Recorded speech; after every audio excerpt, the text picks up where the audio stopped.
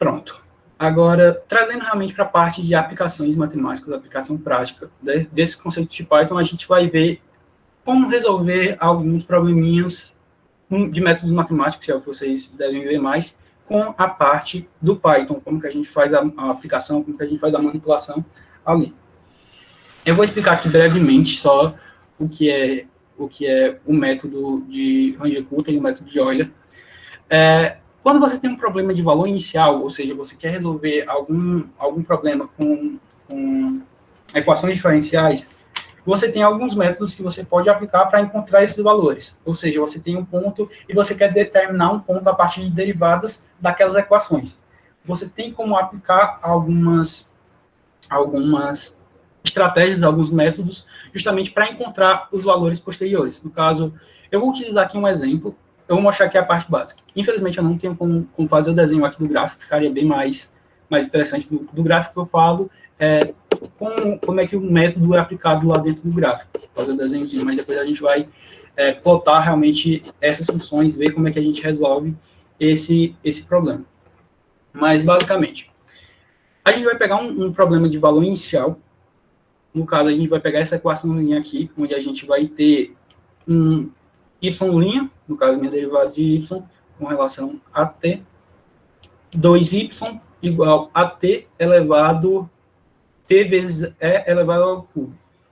E eu estou dando como valor inicial o y0 igual a 2. E eu vou querer o valor dessa equação justamente no ponto em que eu tenho o t igual a 1. Então, eu vou fazer todo esse processozinho aqui para me chegar a ela. Quando eu estiver trabalhando com essa equação, eu vou ter que aplicar alguns métodos para facilitar esse processo de encontrar esse próximo ponto. Se eu quero um ponto, eu vou ter... complicado aqui de desenhar para vocês, mas vamos tentar utilizar aqui a imaginação. Digamos que aqui você vai ter um gráfico bonitinho, e você vai ter um ponto especificado. No caso, o ponto específico que você vai estar trabalhando aqui é o ponto onde o t é igual a 0, e eu tenho um valor de y igual a 2. A coordenada t igual a 0, y igual a 2.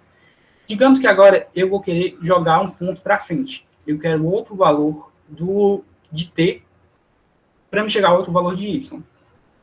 Então, para isso, eu vou conseguir determinar por alguns pedaços essa equação, meio que fazendo aproximações de pontos. Eu vou tentar aproximar ao máximo esses pontos que eu estiver trabalhando. Por mais que vocês não entendam tão bem aqui, amanhã eu tento trazer o desenhozinho desse gráfico justamente para explicar melhor o método para vocês, até mesmo revisar essa questão. Vou mostrar mais a parte de código mesmo. Mas eu vou tentar jogar uma equação, no caso, o ponto dessa equação, e vou tentar deduzir pontos posteriores a ele, pontos futuros em relação à posição de t, que é a variável que eu estou utilizando. Para isso, eu vou ter que utilizar os valores da derivada, justamente fazer todo esse processo que eu vou necessitar na minha equação. Eu estou trazendo como exemplo essa equaçãozinha aqui, onde eu tenho o valor inicial com y0 igual a 2, e eu vou querer o valor de y quando t é igual a 1. Ou seja, no gráfico eu vou jogar, já vou ter esse valor localizado, e a partir dessa equação eu quero encontrar o valor no ponto 1. O que é que eu vou utilizar nesse processo? Eu vou utilizar justamente um passo, que é justamente como eu vou fazer a leitura desses dados, ou seja, eu vou ficar bombardeando a minha equação com diversos valores, e vou tentar encontrar pontos que se aproximem daquele resultado. Ou seja, eu vou ficar jogando, até ter pontos, meio que formar uma curva ali, que de acordo com a derivada e com a equação que eu estou trabalhando, com essa equação diferencial aqui, eu consigo encontrar valores equivalentes ou valores próximos à saída que eu quero. No caso, y com t igual a 1. O valorzinho de y. Então, no método de Euler, o que é que eu faço? No método de Euler, eu faço justamente uma quebra ali da minha equação. Eu tenho a minha equaçãozinha que eu coloquei aqui nesse formato, onde eu vou jogar aqui o y' igual a uma função de t e de y, que é justamente os eixos do meu gráfico, com um valor inicial que eu estou dando, que é um y0, que depende do t0. O ponto posterior que eu vou querer, que é justamente o meu y1, eu consigo determinar a partir do método de Euler. Ou seja, ele vai dizer aqui que eu vou ter um yk, que é o y que eu estou querendo avaliar, que é esse daqui, mais um valor de H, que vai ser o meu passo, quantas vezes eu vou repetir aquele processo, quantas vezes eu vou conseguir passar naquele processo, nessa mesma equação, para receber os números. E eu vou ter justamente a minha função f, agora do t de k e do y de k. São justamente os valores atribuídos ao yk, os valores iniciais, e assim eu vou conseguir processar. Nesse método, com essa função que eu tenho, eu consigo já determinar o que é que eu vou precisar. Eu vou jogar aqui a equação, a forma como a gente faz para resolver esse problema, no caso, resolver essa equaçãozinha aqui já definida, essa equaçãozinha aqui já definida pelo módulo, pelo método de Euler, e a gente resolve ela justamente com a parte do Python. É isso aqui que vocês muitas das vezes vão chegar quando vocês fizerem, meio que encontrarem ali qual a equação e depois verem qual método se aplica melhor, se é o de Euler ou de Runge-Kutta. E vocês vão conseguir chegar a esse tratamento, digamos assim, a essa forma de equação, e vocês vão aplicar os valores a ela. Como eu estou indicando aqui esse formato de equação, que é a resolução pelo método de Euler, eu vou ter que criar uma função para encontrar esses valores. Ou seja, os valores que eu encontrar para Euler, eles vão ser valores aproximados para o resultado que eu quero, assim como os de Runge-Kutta. Então, o que é que eu vou começar fazendo aqui? Deixa eu ver se tem alguma coisa no chat. O que é que eu vou começar fazendo aqui? Eu disse para vocês que as funções são partes importantes. Ou seja, dessa vez eu vou querer trabalhar realmente com função. Eu não quero trabalhar só escrevendo código. Eu quero ter sempre aquela função para quando eu quiser resolver aquele problema para outros valores, eu só substituir. Então, a parte inicial que eu vou fazer é justamente pegar qual a função que eu estou trabalhando. Eu sei que eu tenho essa estruturazinha aqui para eu poder trabalhar. Justamente essa equaçãozinha aqui, toda bonitinha, para mim poder manipular. No método de Euler, eu vou ter essa aplicaçãozinha aqui, onde eu vou isolar a parte que eu tenho da parte diferencial, no caso, meu y', e para o outro lado eu vou ter somente a minha função com as variáveis com t e com y. Então, o que é que eu faço aqui? Antes eu tinha y' mais 2y igual a t vezes e ao cubo. Então, para me isolar o y, eu só jogo essa expressão aqui para o outro lado, negativa, e faço a minha, digamos assim, a minha expressão. Ou seja, a minha função ali, minha função diferencial, ela vai ser justamente, vou chamar aqui de como eu quero resolver essa função, eu vou criar minha função inicial. Ficou estranho, mas como eu quero resolver esse probleminha, eu vou criar uma função inicial. Ou seja, def, como eu ensinei a criar a função, vou criar uma função f qualquer, que é a que eu vou estar manipulando. Vou utilizar justamente as variáveis que ela pega. Esse fzinho aqui, essa função, ela vai ser variáveis de t e de y, a partir das variáveis t e y.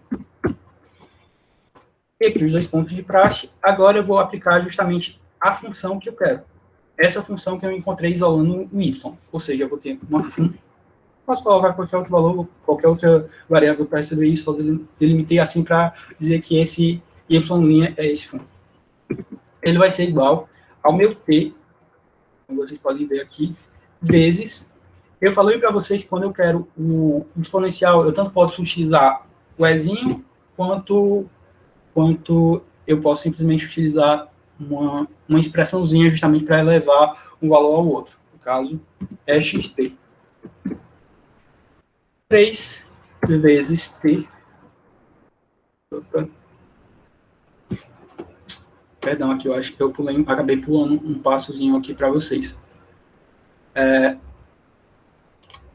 Ficou faltando aqui na função, senão vai dar erro aqui. Acabei esquecendo de não colocar aqui. Mas basicamente a gente vai ter 3t. Só modificar aqui. Estava lembrando dessa equação agora. Pronto. A gente vai conseguir resolver. Ops. Agora vai.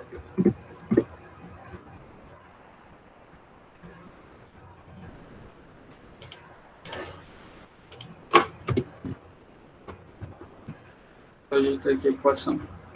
Porque ali a gente vai ter, para resolver, para poder dar certo, a gente vai precisar de e elevado a 3t. Justamente uma equaçãozinha do resultado que a gente encontrou. Então, aqui também modifica.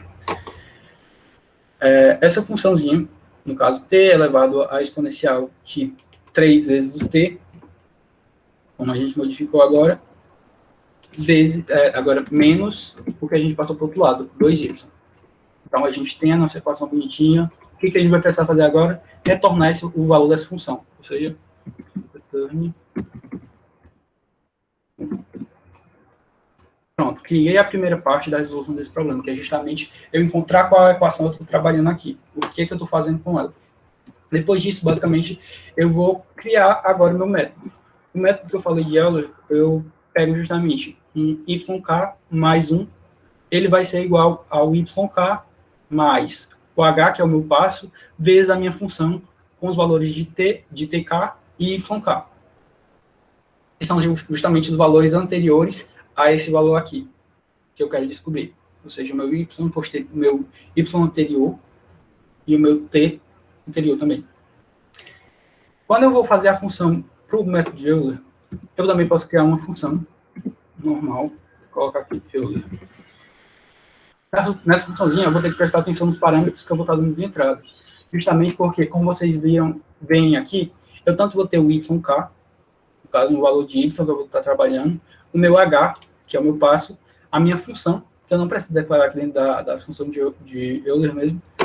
Eu vou ter também um valor de contagem, que é quantas vezes eu vou querer repetir aquele processo, até chegar ao valor esperado. No caso, eu posso colocar um valor arbitrário qualquer, justamente para ter a rotatividade dentro da função. Nesse caso aqui, eu vou ter a minha variável t, que foi a que eu declarei na outra função. Eu vou ter a minha variável também y, como já tinha declarado na outra. A variável h, que vai ser o meu passo. E a variável min. Feito isso, eu tenho os 4 parâmetros. Esse n aqui eu posso colocar um valor arbitrário justamente para fazer as comparações entre um método e outro. Tendo isso daqui, agora eu vou partir para a parte de estruturar minha função, como é que ela vai ficar. Se eu quiser só mesmo imprimir na tela de como vai ficar a minha função, eu posso colocar aqui o print, só para ver o resultado inicial dela. Uma das formas que a gente tem de fazer o print é utilizar essa forma aqui. A gente utiliza tanto as aspas, pode colocar uns parênteses aqui para dar a expressão. Vou apagar os parênteses por enquanto. A gente utiliza as aspas, o F e as aspas, justamente para a gente poder citar os números de forma direta, sem precisar declarar a variável no final da nossa sentença. Basicamente, eu vou escrever a forma como ficaria a equação, no caso y. No caso, eu quero declarar o y do valor de t, então eu vou colocar aqui essas chaves, que é justamente para declarar o valor de uma variável dentro do meu texto. Depois disso, fechar os parênteses só da formação da equação, eu vou querer saber o valor para y, que é justamente o meu valor de interesse. Então, declaro aqui também como uma variável, e depois termino meu texto bonitinho. Ou seja, o que é que vai ficar aqui? Vai ficar justamente essa expressãozinha aqui. No caso, o y para um valor t igual a 1, ele vai ser igual ao valor de y, o valor y final, que eu consegui processar aqui. Agora, vamos estruturar como vai ficar o processo de tomada de decisão dentro da minha função. Nessa parte aqui, eu vou estruturar como uma estrutura de repetição.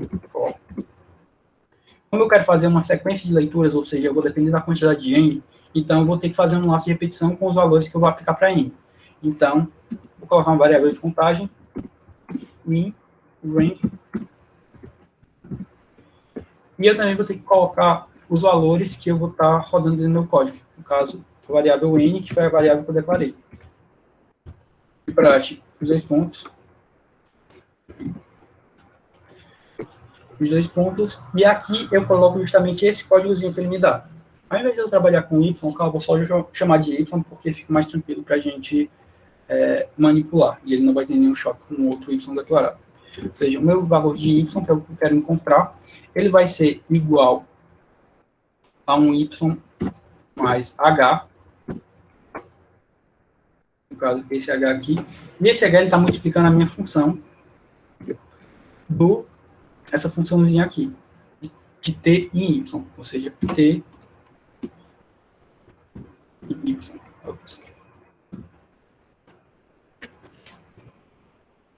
T e y. Fiz isso daqui, vou encontrar meu valor y. Agora, eu também vou precisar de um valor de t justamente para ele ser atualizado. meio que uma variável de contagem realmente mostrando de quanto em quanto está passando aquela contagem. Então, para isso, eu vou dizer que o meu T ele vai receber ele mesmo, o valor anterior dele, mais o meu passo, que é justamente aquela variável, como se funcionasse como uma variável de contagem. Aí eu realizei o processo uma vez, então eu vou passar esse valor de passo. E assim eu vou, todas as vezes que forem necessárias. Então, mais o H. E por fim, eu vou printar o valor da minha expressão novamente. No caso, eu posso só reaproveitar esse print que eu tinha dado aqui.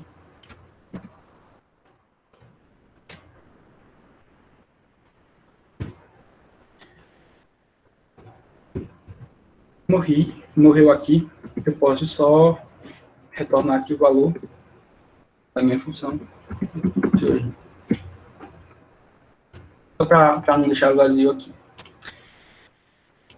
Vamos rodar aqui para ver se não deu nenhum problema. Pronto, vamos ver qual foi o problema. Indexação. Deixa eu ver aqui.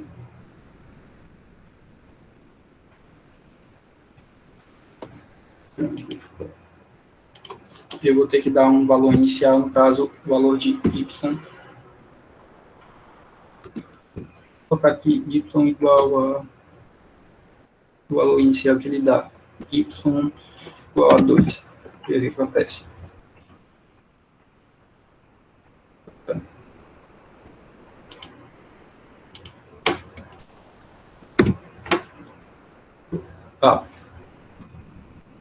Novamente, questão de sinalzinho. Não posso simplesmente deixar sem a multiplicação. Agora foi. Pronto. Processei a minha função inicial, no caso, a minha função da equação de diferencial, e também processei a equação para o método de Euler. Agora, basta eu executar esse mesmo método e eu tenho o resultado justamente de acordo com a minha função. No caso, eu vou ter que declarar tanto a função que eu criei, Euler, da forma como eu escrevi, e aqui eu vou precisar fornecer todos os parâmetros que eu disse que eu iria colocar. O T, o Y, o H e o N. Eu sei que o valor de T inicial que ele me dá, que é o Y0 para T igual a 0 é igual a 2, então eu utilizo esse valor inicial. Ou seja, para o T igual a 0, eu tenho o valor de Y igual a 2. Então, logo de cara eu tenho aqui 0 e 2. A segunda parte que eu vou utilizar é justamente o meu passo. Você pode utilizar um passo qualquer, justamente para ver o progresso da sua função e até chegar a um número especificado. No caso, eu vou colocar aqui que eu quero um passo arbitrário de 0,25. E para o meu N, que é quantas vezes eu quero que isso aconteça, como eu estou querendo que chegue ao valor de 1, o valorzinho 1 aqui, então, vou multiplicar vou colocar 4, justamente para chegar a esse valor. 4 vezes 0,25, chegou ao valor de 1, então, vamos ver o que acontece. Olha o que ele fez aqui. Ele me disse que a minha função no ponto igual a 0, ela é igual a 2. Então, o valor de presta que eu já tinha. No y, quando eu tenho t igual a 0,25, eu vou chegar ao valor de 1. Quando eu tenho igual a 0,5, esse valor, 0,75, esse valor, e quando eu tenho um valor de 1, eu chego a esse outro valor aqui. Ou seja, esse aqui é um valor aproximado para o ponto onde o t é igual a 1 para essa função. Gerson, mas esse valor aí tá tranquilo, a gente pode utilizar na hora.